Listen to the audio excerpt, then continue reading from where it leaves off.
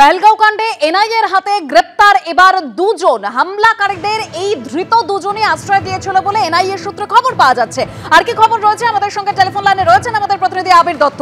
আবির, দেখো, তোমাকে জানাই যে পারভেজ আহমেদ জোথার এবং বসির আহমেদ জোথার এই যে দুই ব্যক্তিকে গ্রেপ্তার করা হয়েছে তারা পেহেলগাম হিল পার্ক অঞ্চলের বাসিন্দা। এবং এই যে দুজনকে গ্রেপ্তার করা হয়েছে কারণ হিসাবে যেটা জানা যাচ্ছে এনআইএ সূত্রে, যে এই দুজন পেহেলগাঁওতে যে জঙ্গি আক্রমণ হয়েছে যেখানে ২৬ জনকে নৃশংসভাবে হত্যা করা হয়েছিল, সেই ঘটনায় জড়িত ৩ জন যারা পাকিস্তানি এবং তারা লস্করি তৈবার জঙ্গি, এমনটাই ধৃত দুজন জানাচ্ছে।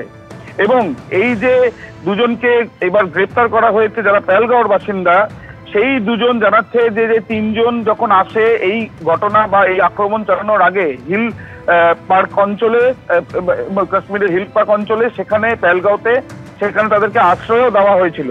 এবং যে ৩ জন এই ঘটনার সঙ্গে যাদের যোগ রয়েছে সেই ৩ জন পাকিস্তানি এবং তারা লস্করি তৈবার জঙ্গি। যে দুজনকে গ্রেপ্তার করা হয়েছে তারা লজিস্টিক সাপোর্ট গুলো এই ৩ জন জঙ্গিদের করেছিল, এমনটাই জানা যাচ্ছে।